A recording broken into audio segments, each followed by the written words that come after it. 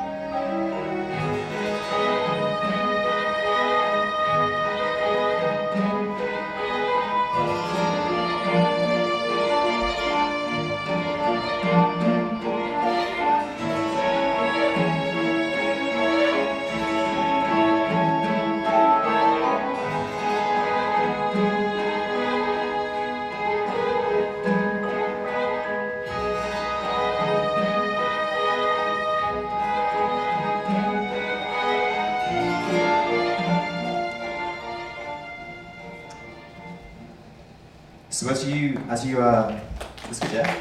Thanks. So as you're reading books, within the ebook reader and you're engaging with the books, you're getting rewarded cards, and these cards, there's going to be 1,000 of them in total. It's designed to take more, but we're starting with 1,000. And every card is divided as a theme. So themes are kind of like, they're not like genres, but they're things like the journey or the falling from grace or the battle. We wanted to try and avoid the kind of like the prejudices that come with genres. And then every card has actions that embody the characteristics of the character or the author, and all the characters' exploits in the book. So here you can see Alice, and one of her actions is the flamingo mallet, which is like based on when she tries to use the flamingo to hit the ball in the game of croquet. I'm going to race through these. So obviously 1,000 cards requires a lot of management in terms of like building your deck. So when you've got your cards, you can arrange them into decks that you bring to battle. But you can also do a kind of quick deck generation, which is basically just a sort of loadout of different ratios of themes. And obviously this is the multiplayer game, so you can play kind of kids in your classroom, friends in your classroom, but also within the school, and ultimately everyone who has the game installed. There's also a single player story campaign which you kind of move through sort of 40 different battles, playing against different librarians and characters and authors from books. But the ultimate goal of this whole game is to procedurally generate a story that's your story. So this is still work in progress, but the idea is that at the end of playing the game, you'll get a story that will represent how you played. And the idea is that the vision for this really is about kind of inspiring and empowering kids to do creative writing themselves, almost like as a jump point for further creative writing.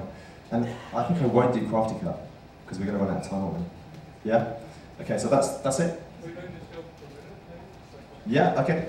Okay, so the second game I was going to talk about was Crafty Cut. So Crafty Cut is a 3D geometry game. It's a maths game.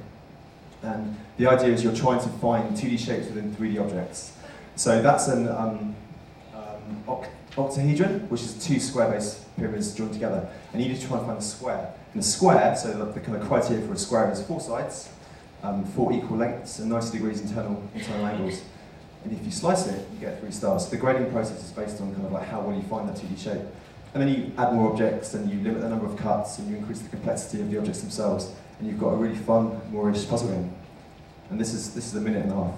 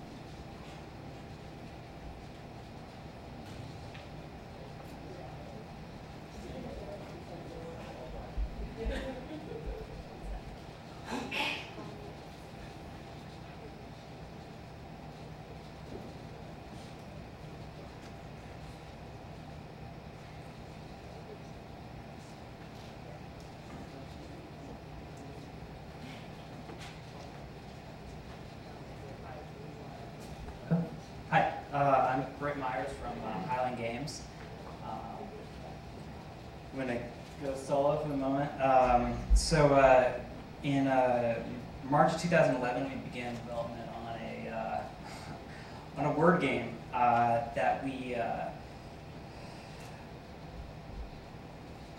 ultimately called W.E.L.D.E.R. We released this game after 7 months of development in the App Store on November 3rd, 2011, and we were awarded the Apple Game of the Week. Do I have a clicker?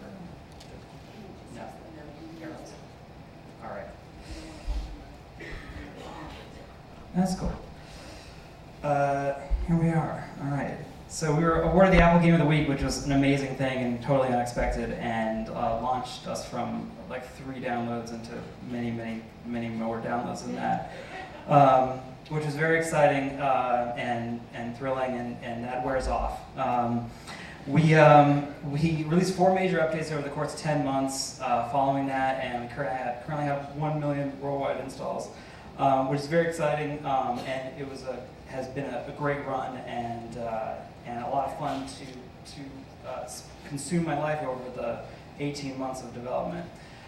Here is a screenshot of our game on the iPad. We also have an iPhone version. The way that it works, it's like a dystopian word machine, which is filled with these metal letters, and you are a word welder tasked with welding as many words as you can without running out of swaps. The way it works is sort of like in this Bejeweled sort of Tetris kind of way, where when you make a swap, it instantly checks the whole board for whether you made a word intentionally or unintentionally, and then pulls out the word and new tiles drop in. You swap letters to form words, score points to get more swaps, complete a level by welding a specific number of words, and you can look up words in the dictionary by tapping on the word tube. So just more about how it works is that adjacent letters can be swapped in any direction. Blanks can become any letter. And as you progress through the game, you get more challenging tiles and different types of swaps. And the game ends when you run out of swaps. We had a number of development challenges in making this game. It seemed like such a simple concept of crossing essentially Bejeweled and Scrabble, but it was not so simple. One is that we had to do 4-letter words, 3-letter words. There's like thousands and thousands of 3-letter words that you don't think are real words. And so we had to really limit the number of cascading words that would occur, which is fun for a moment, but if you have 3-letter words, you spell one word and you just sit and watch the board just form words forever. Letter distribution was also really important because we would adjust the difficulty over the course of the game by modifying the number of vowels and the more challenging letters. And then the word list continues to be it's sort of always a work in progress, but it was a very difficult thing to get right because of the cascade of words, and also because everyone thinks proper nouns are words, and I mean we don't accept proper nouns in the game, and everyone thinks that Sunday is not a proper noun, and then also just frightening players with a just giant board of letters. So there's a number of behind the curtain rules that we have in. We have to very tightly control the letter distribution and as well as what's on the board to keep things fun and interesting. I'm going to just keep going because of time. But this game has natural educational components. We would constantly just anecdotally hear of people playing the game and learning all sorts of new words, in part because words are formed unintentionally a lot of the time, which is part of the fun. It's a challenge. You have to know to succeed in the game and do really well. You have to be, as you're swapping tiles, you have to be looking around for all the possible words that could be formed. So you have to have a large vocabulary to succeed, but you can have a small vocabulary to start. And you can learn a lot of words as you go along. So we are very excited to be developing an educational edition of this game with Amplify. We have just begun development about 8 weeks ago. And there's a number of goals and changes that we have for the educational edition while still keeping the core gameplay fun and exciting. We are refining the word list because, as it turns out, the Scrabble dictionary, or the enable word list, which we use use in the game, which is using a lot of other word games, has tons of archaic words that aren't really relevant necessarily to a student's education. So we're going to be refining the word list somewhat. We're adding a pronunciation component, so as students learn new words, they can hear pronunciation of specific challenging words that students find difficult. We're enhancing the dictionary lookup to allow players to look up words, and not just with a definition, but in context of books that they've read.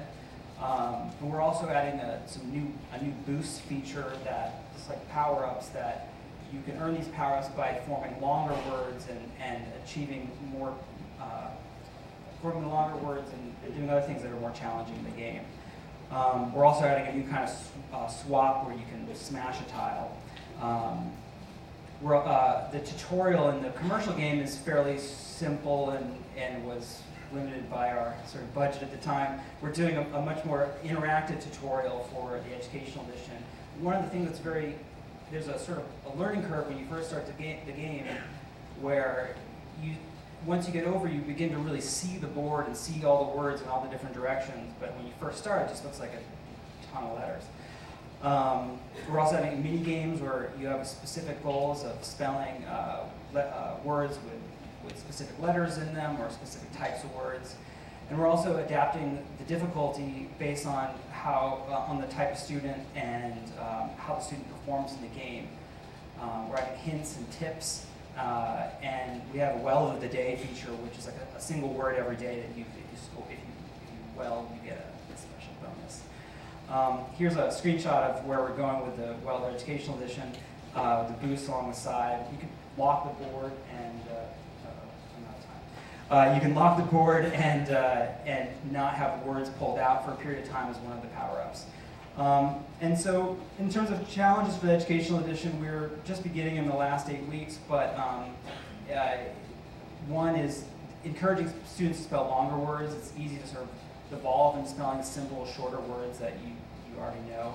And so finding ways to encourage students to spell longer words or spell words that they don't already know. And how to ease players in, as I already mentioned, how to see words on the board, and then providing alternative ways to play in terms of smash swaps. So anyway, we're very excited working with Amplify, and we're in the beginning stages of this process, but we're looking forward to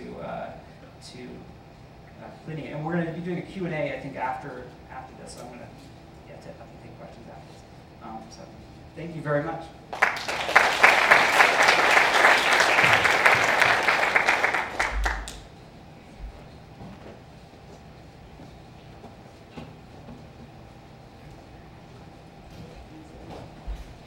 Hi everyone. I'm going to get started because we're running short on time. My name is Ira Fay. I'm the CEO of Fay Games, and I'm also an assistant professor of computer science and game design at Hampshire College. Thank you so much for your patience with our technical difficulties. Here are some places that I worked. I'm really excited to talk to you about this Choose Your Own Adventure game we made. It's a graphic novel, Choose Your Own Adventure, and it's designed to teach vocabulary. And the way, when we talk to educational experts, how do we learn vocabulary? We have to read it and use it in context. So the first thing that happens right off the bat is we give the players a choice. Do you want to play as Eli or as Allie?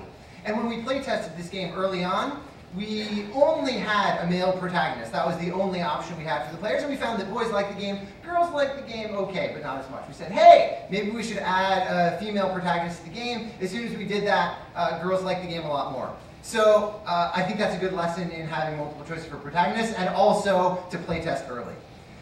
So here's an example of a screenshot of the game. As you're going along, you see some vocabulary words. You can click on it, touch it if you want, you don't have to. And the thing about this is, in a normal dictionary, when you look up a word, you see a whole bunch of different definitions, lots of different parts of speech, but in this game we painstakingly match the correct in-context definition, part of speech, pronunciation, with the usage in the game. So let me give you an example. The word refuse or the word refuse. It is spelled exactly the same way. If you're reading, you won't know the difference unless you use context. So we also got a professional voice actor who did the correct pronunciations. There are a lot of vocabulary words in this game. There's a review option as you're playing. We also have micro games. So you're reading along, you're making your choices, this is great. You get to a point in the story, oh, there's some key action happening, you have to decide what to do, and you have this timed microgame experience. All of these words that you see on the screen, those are vocabulary words that showed up earlier in the episode, and therefore this is also an assessment opportunity because we get to find out behind the scenes, are they actually learning and retaining these words over time? And depending on how you perform in this microgame, either you get a positive story branch or you get a negative story branch. At the end of the game, at the end of an episode, you get a nice epilogue. We intentionally did not include score in this because what we care about is we want to instill the fact that reading is fun, that choose your own adventures are fun. That is a really rewarding activity for you to spend your time on. We don't need to give you a bunch of points for you to do that. Here's a quick overview of what we ended up with. 66,000 words by point of reference. Harry Potter Book 1 is 77,000 words. I want to give a quick shout out to the surviving high school team. When I worked at EA, I was on the same floor as them. They've done a bunch of cool stuff. We're running behind. We made a writer script, a custom script, so that the writer that we had could create this sort of screenplay-like experience. This is what the writer learned. And it was an incredibly useful tool. I mention it because we built a bunch of tools, which I can't really have time to talk about. We made a story visualizer. So we took this writer script, this basically play script that you saw, we converted it into a directed graph, thank you mathematicians, and we visualized it. This is episode 1. If we zoom in a bit, this is still episode 1. This is the very beginning of episode 1. We have a whole bunch of these choices. Thank you very much.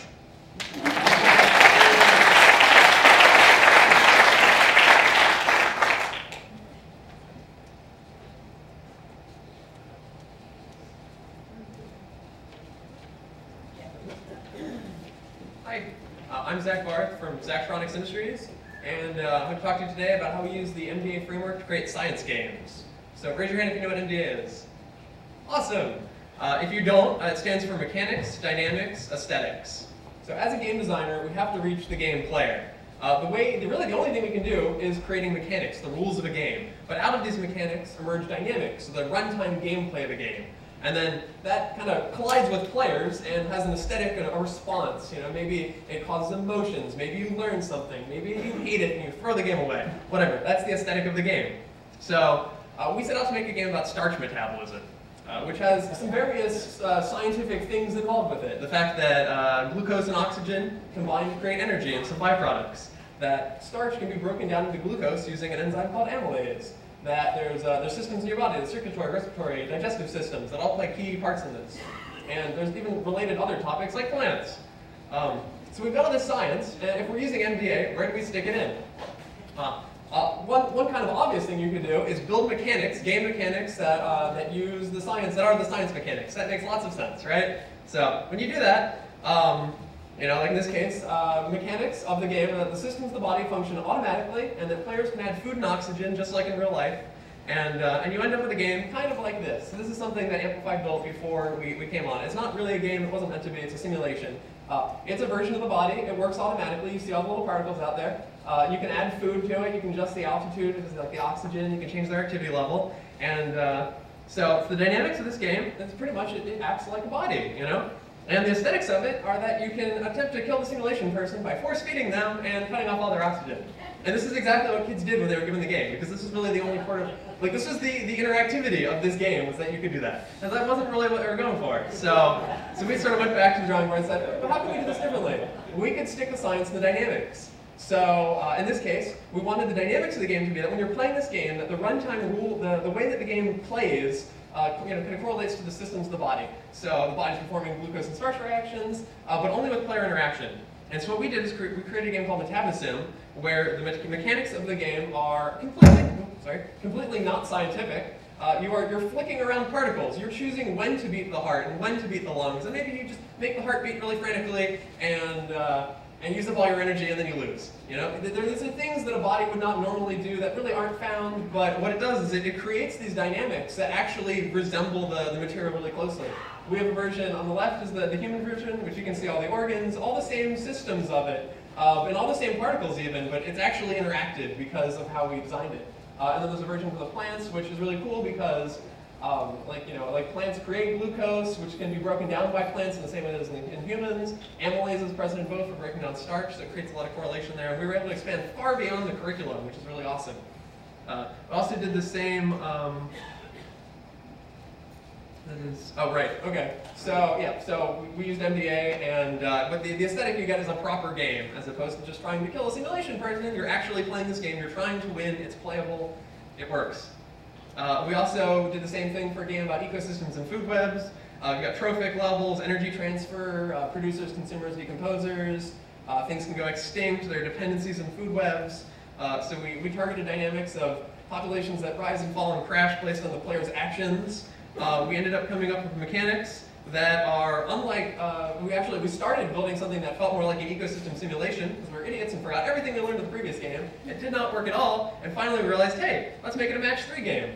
So it's sort of a condensing game where you take one of the things that eats things, a predator, and drag it over 3 of its prey. It will send out and create a new predator while consuming the prey. So that is not like real life. Things don't have to line up in 3s to get eaten. That is not real. But it actually creates a dynamic where over time you've got these population graphs. Unfortunately, I don't have a picture of one, but that look like real population graphs, and you can have extinction events and crashes. If all the rabbits go extinct, the wolves are not going to, the foxes are not going to live much longer. So yeah. So that again, the aesthetics it creates, it's actually a proper game. It's fun. That's a pretty cool response. Thank you.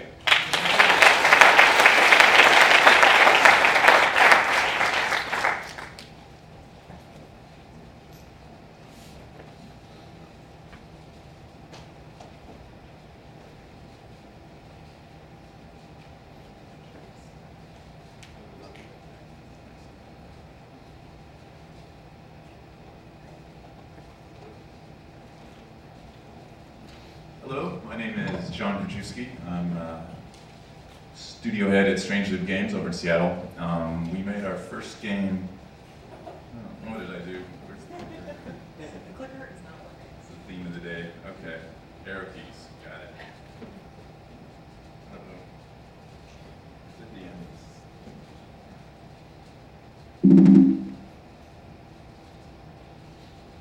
Just need to go to the starting page. This is not the presentation. That's the one for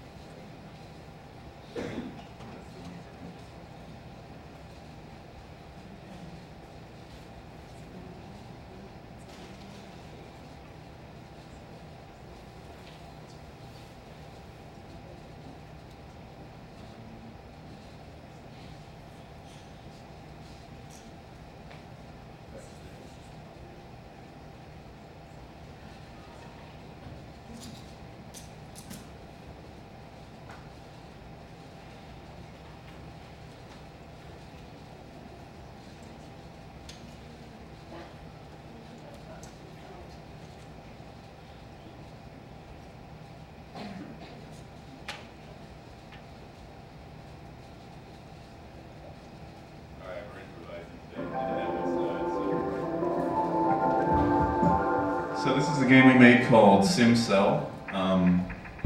You play the role of a nanobot that's exploring the interior of a living cell.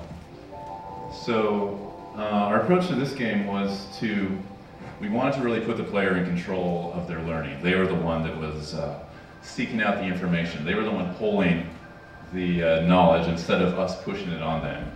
We were kind of trying to go for this the ability to put these ideas in the player's head and let them make a combination of themselves. So instead of us telling the player exactly what they need to do, we just kind of put these different ideas in their head and let them have that kind of eureka moment where they combine them together in their head. So you can see here you're gathering different resources in the cell, and you can use these organelles to do different things in the cell. So the scanning mode here will let you get information about the different organelles and figure out how everything works. So the player is able to figure out how the different pieces work, and then they put it together and create these combinations in order to achieve what they need to do. So the goal here, the mission the player is given, is to protect the cell from viruses.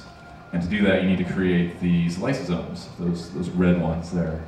And there's several steps you have to do to that. You have to collect ATP, you have to put it into the Golgi body, and you have to go through all these different stages in order to reach that final end goal. But we don't exactly tell the player, these are the steps you need to go through. We let them explore the cell themselves and find the different information themselves.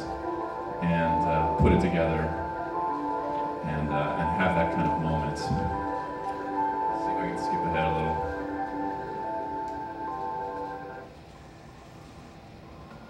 So we have another section of the game where you're actually able to inject a picobot into the nucleus. So this is another scale where you're actually interacting at the level of DNA. So we have the kind of nanoscale, and then we zoom in 1,000 times and go to the picoscale, which we thought was something really interesting that we wanted to convey to kids, just that sense of like you're already at the tiniest scale, and now you're going 1,000 times deeper.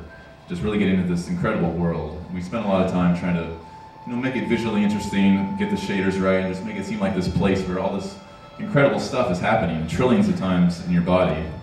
And let the player really see that it's an interesting world down there. It's not something dry that you might, a lot of people think of science as something dry that's not really that interesting or relevant to them. And if we could present that in a way that they're actually going to understand a little better, then might be able to reach kids a lot more.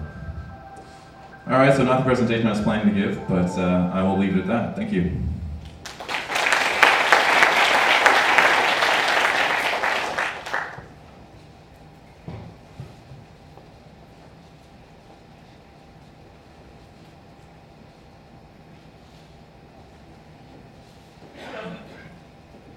I appreciate your patience. I know that we had some technical hiccups, but here I am to talk about W.E.L.D.E.R. My name is Ira Fay.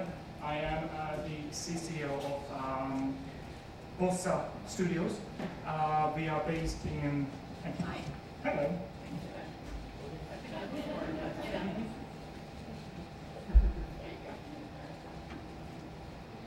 It's good because this way the sound is confused because it goes around each other.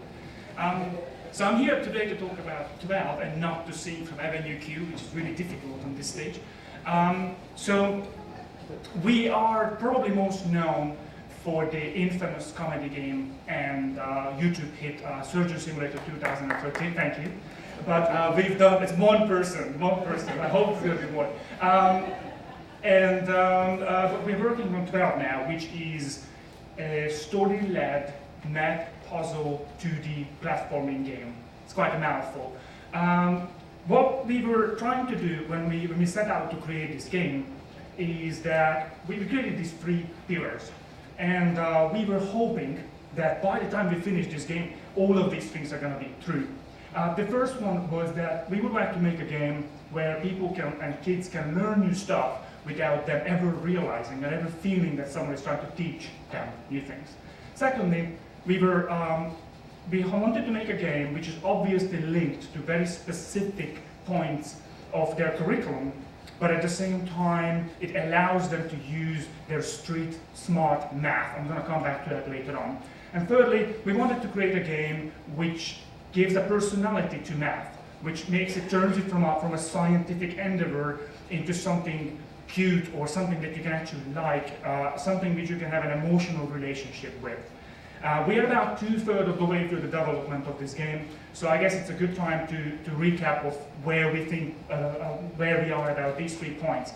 I have very little time, so I'm just going to rattle through, but later I'm happy to answer any questions you might have. So first of all, about learning and not teaching. What I found over the years I've been making games, board games or computer games, is that one rule of a tutorial is that players like to learn things, but they hate to be taught. And so you have to cover up learning, and you have to make it fun. You have to put it in context of a larger objective.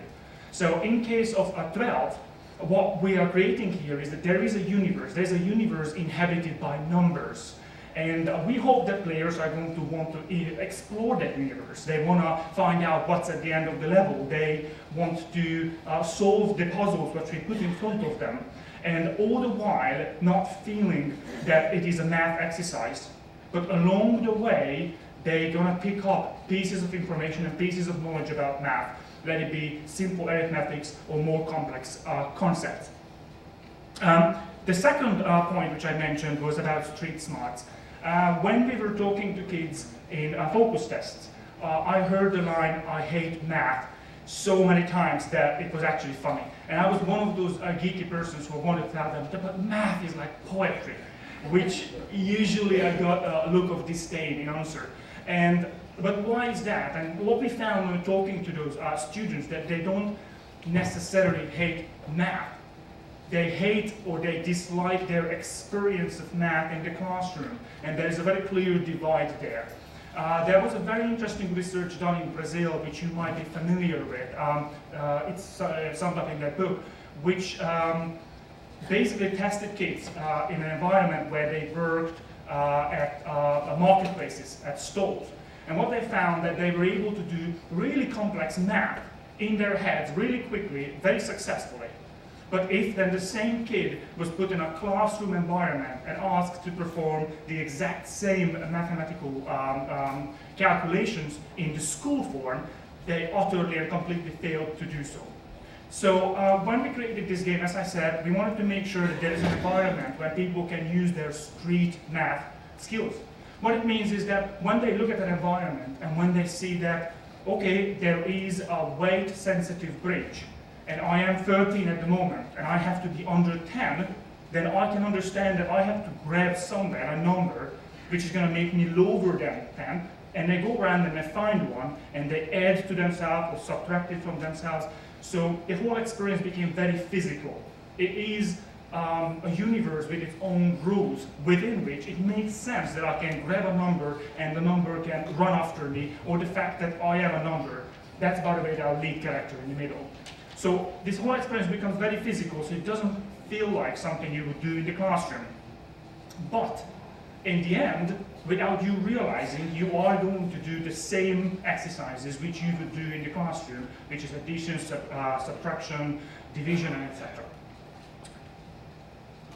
And as I said lastly, one of the objectives of ours was to create a game where we can make players emotionally relate to numbers. One of my favorite books, and I don't know if you know about it, it's called Flatland by Edwin Abbott, who was, yes, thank you. Again, one person knows the book. If you haven't read it, please do read it. It's not necessarily an easy read, but it's very entertaining. It is a satire of Victorian England and Victorian society. And it is a story of a square living in a universe of 2D geometric shapes. It is as weird as it sounds. And even though I'm damn sure that he never meant to create an educational book, what he ended up with is educating people about the concept of dimensions, because this square wants to visit a one-dimensional space and then meet someone who is three-dimensional. And all of these concepts are portrayed in that book, and you actually start caring for shapes, and therefore, through that, learn about those shapes. So in 12, what we were hoping to do is to create a game where we have a plucky, cute lead character, we have an interesting storyline, we have a funny narration, and through that, we hope to achieve a better emotional response to math. And our desire is that then kids can take that positive experience, take that positive attachment, and take it back with themselves to the classroom and hopefully help them there to perform better. Thank you very much.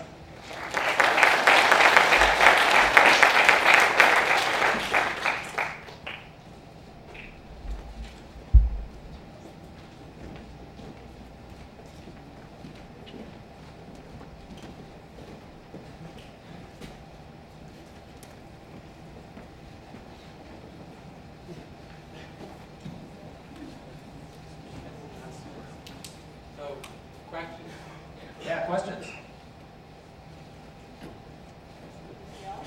Justin, who's running the show? All right, I'll pick somebody. Oh, Justin, you're picking somebody. So you guys talked a lot about play testing with kids, but I didn't hear anything you mentioned teachers. You work out with teachers to build your games. All right, question about we teachers. have in East Haven and then down in Georgia and then some in California had some wonderful stories that the teachers who started out with these tablets saying that their kids had to show them how to do attachments on email, and by the end saying, well, my only question is, how do I play the games? Like, you can give me a copy. So a lot of them started off very skeptical, but when they started to see how engaged the kids were, so far so good. Did the teachers play the games? Well, we've given them to them now, and so we haven't gotten, we just started to do that. That wasn't what occurred to us at first, so we're going through that now. And also in terms of the actual kind of design process, we're working with teachers as well. So when we're thinking about concepts and ideas, we're actually kind of like speaking to math teachers and trying to understand like what's the kind of the best thing in the year that you teach and what's the thing that's most engaging for kids and how can we help you games to do that. So they're kind of cool part of the design process. This could be for anyone. I work for an academic publisher. We're working on 2 apps right now. Our greatest concern is vocabulary and math app. How are you aligning with the Common Core? How do you report back to the teacher? How do you track students?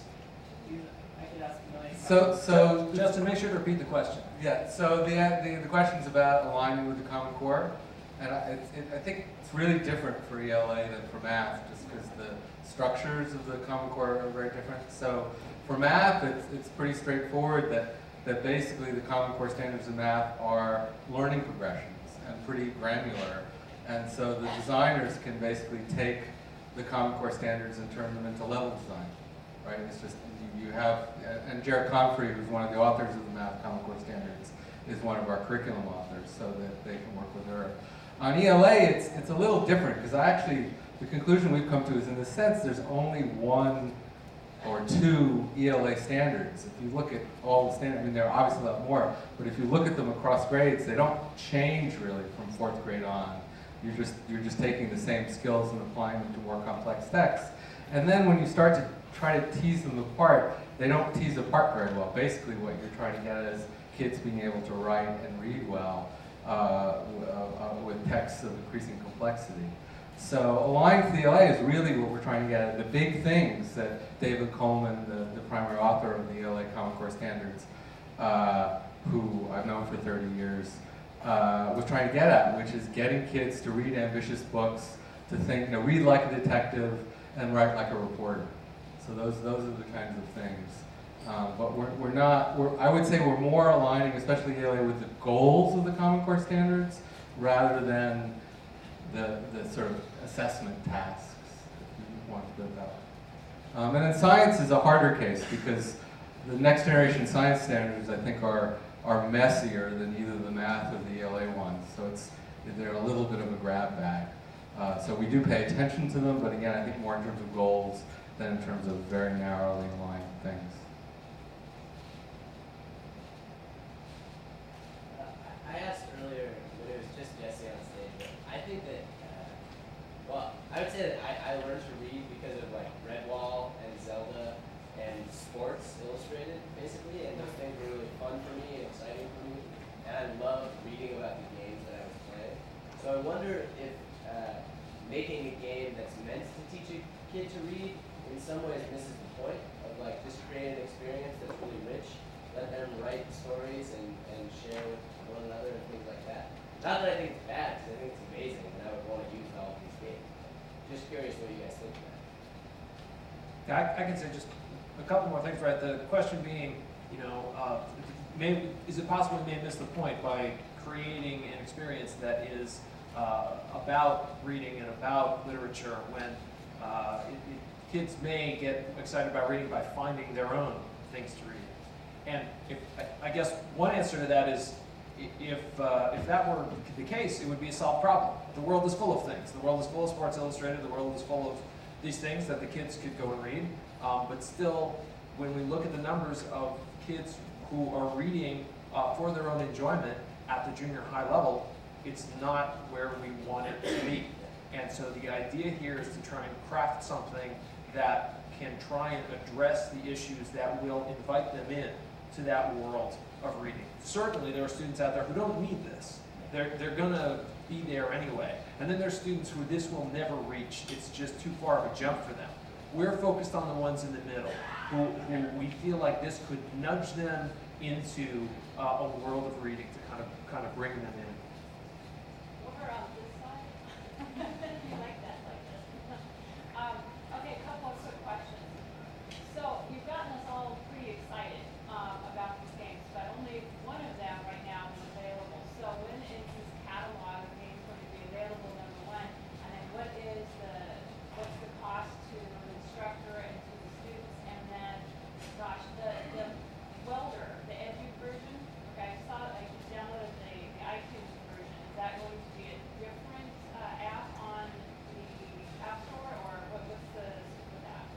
So the games are coming on the market for the 2014-2015 school year, and primarily selling to school districts rather than to individual teachers or schools. And so the schools in that way, part of it is the games are social. When the kids get them, everyone else in their school will have them too, so they have people to play with. In terms of, and one of the ways, there'll be one version of it that's bundled with the digital curriculum, but then also available for schools that have their own curriculum to just buy bundles of games as games. Both on the Amplify Access tablet, which has a lot of teacher support tools, but then also for iOS. So that's, in terms of pricing, that's not my, I'm not sure how it will work, but there'll be different ways. But that's part of it is we really do want to iterate. That I think the games are in wonderful shape already, but a year from now they're going to be even better. And we want to have that use case of kids really diving in and enjoying something and learning a lot from it for an extended period of time. We want to take the time to get it right. What is the average cost or the range of cost of development It's a lot. I mean, I would just say News Corp. I mean, the company I work for, when we were acquired by News Corp, given my own political leanings, I wasn't so enthusiastic, but they've been wonderful because they've given us the resources to really do this in a way that is unprecedented, and they look at it like, funding Jurassic Park or the Titanic or something like that, where they're willing to put in, $100 million into something before it goes to market. And also understanding that Ralph Koster a couple of years ago put something on one of his blogs saying, he was a wonderful game designer, on a good day, 10% of my ideas work out, and that's a really good day. So one of the things, we've tried to have the Carol Dweck philosophy embedded in the approach we take with the students, but also with the designers, that not everything we try is going to succeed. So in order to have the resources where we can allow ambitious things that some of which might fail, that's expensive. So I just say it's as much, if not more, than anyone else is doing right now. Yeah, so when I look at these games, there's a very strong emphasis on content. Okay?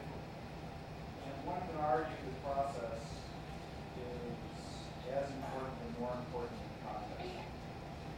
And where you borrow mechanics from the traditional gaming industry, you're really borrowing a kind of process about how you solve games.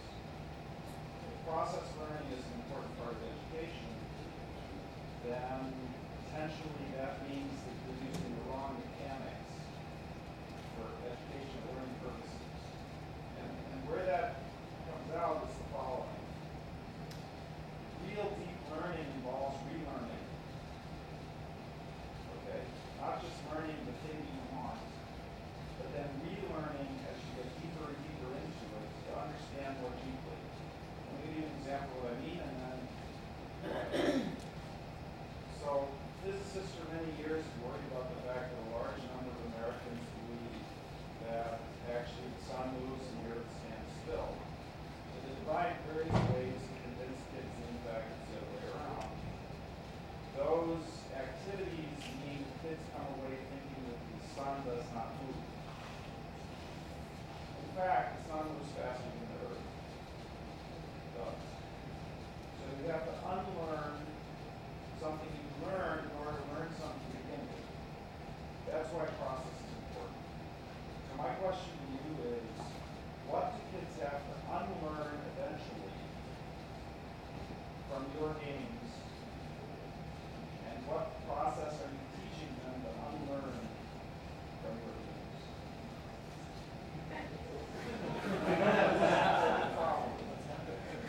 So I was showing the biology game.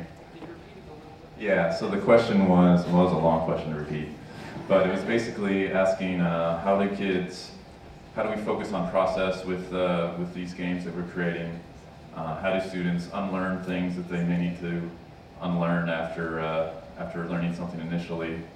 And what is our approach to that? So in our biology game, we looked a lot into how these systems actually work, like mitochondria, the Krebs cycle, cell respiration, and it's incredibly complicated. There's like many, many steps in there. And basically what we distill it down to just a couple steps. So it's not exactly accurate, but in a sense it's a lie, but you kind of have to lie to get to the truth.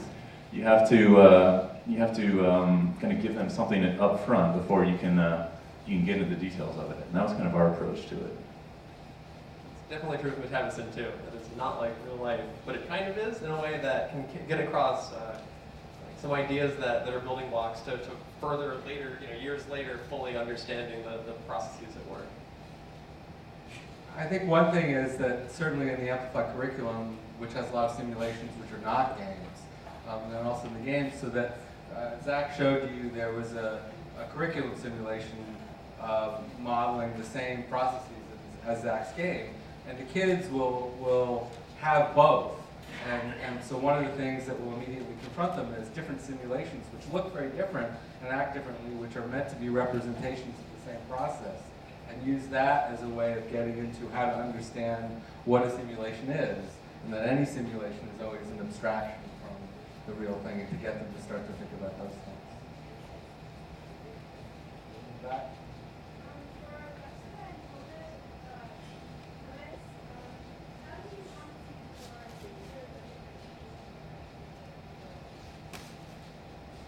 So the question is how do we compensate for different ages?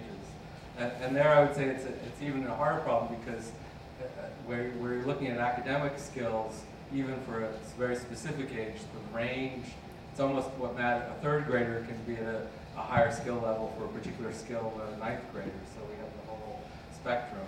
And there, I think there's level design, which game designers are very good at, and then also having a really wide variety of experiences and adaptive things, so that we can meet the kids where they are. Because the range in the American school system, just because somebody's in 5th grade, gives you actually very little idea of what they can do and what they can't do.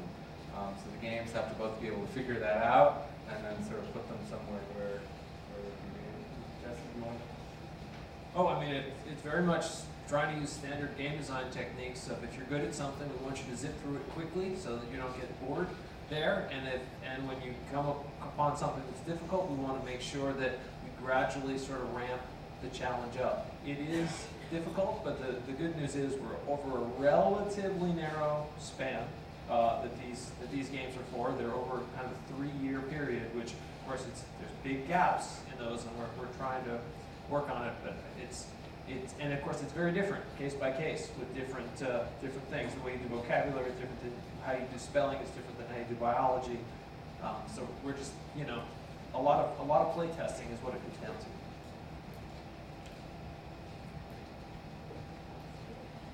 I was really interested in the different motivations that you're talking about. I think the first thing you said, you didn't have points, but it was sort of the pleasure of learning in itself that was the motivation. And that you talked about the proper game, or like you could actually win, like any other game. And I was just wondering, is that intentional? That's a series of different kinds of motivation, or is there a particular message you want for kids about why you're learning what they're learning, or what's going to get them excited about learning? It seems like we have different kinds of manifestations. I can speak to the point of, the question. So the question was, we have a variety of different games, and some of them have points and some of them don't, and how did we decide that? And I think, at least for me, with the tomes, when we were working on it, we really looked at the best practices of talking to experts and trying to understand, well, how does someone actually learn and retain vocabulary over the long term, and motivating them to read and get engaged with that activity. And points are an external motivator, and the act of reading, the fun of reading is more of an intrinsic benefit, and so that's what we focused on with that game. But I think that, as you can see, we have an incredible diversity of awesome, games and game designers. So I think that's a real strength of this project. I don't think there's one silver bullet that solves it all. one thing we haven't really talked about very much is one of the big challenges of this is that it really is important that it be as for a broad an audience as possible. Normally when a game comes out, if only 20% of people are interested in it, wow, you're in a good place. If only 20% of students are interested in our game, we've really messed up. And so part of what we're experimenting with is having as broad a set of motivations as possible so that hopefully everybody can find something in there that resonates with them. I'm curious, there were concerns and you had entered the project in regard to thinking about making games for teachers in the classroom, planning something designed for the curriculum, to push, and how the teachers can learn. And now that you're at this point in the process, whether those concerns have been addressed or still have to move forward. So again, I think one of the things that I had learned before starting this project was I think the scarcest resource in American education is class time, right? And for a given subject, there'll be at most maybe 100 hours of instructional time a year. And one of the things that makes a really great teacher is that they use every minute of those 100 hours really. And so it was with great. We really thought that wasn't really the sweet spot for games. There are a lot of other things that the Amplify curriculum or any good teacher can do with those 100 hours. It's all the other time that a child has, that if we could tap into some of that time, and then make sure that the teacher knows what the student is doing. So because the kids are doing these games digitally, we'll be able to give the teacher a lot of rich information about what the kids are reading, where they're getting stuck, where they're struggling, where they're succeeding, where they're growing, and then give that information to teachers in ways that are meaningful to them, that they can then feed back into what they choose to do in the classroom. So I think so far the reaction from teachers has really been very positive, because we're trying to do the thing that is in some ways out of their control. Teachers communicated to us they're very frustrated. It's hard to get kids to do homework, right? As compared to, they constantly say compared to 10 years ago, 20 years ago, 30 years ago. The homework mechanism is kind of broken down.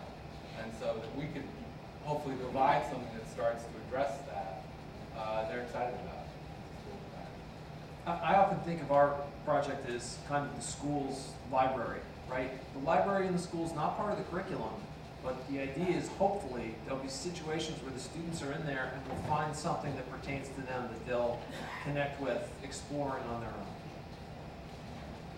Last one? Yeah, I just had a question. So your end users, K-12 students, obviously, for what it sounds like there's a bit of a consensus. Your target customer sounds like it's school districts. Yes. So our business has run challenges in the city of Detroit.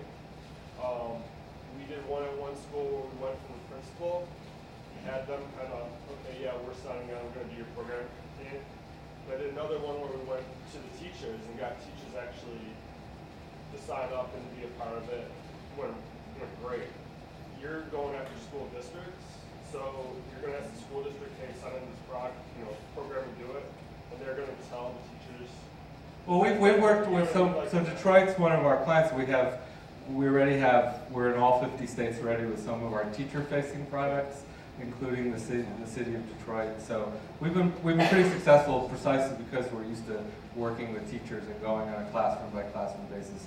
Just because it's the school district that buys it, we understand that, of course, if the teacher's not on board, nothing's going to happen. Thanks. Thank you very much. We have a booth outside where the games are available to see the videos and play and hang out. So that's if you want to continue the conversation after the game.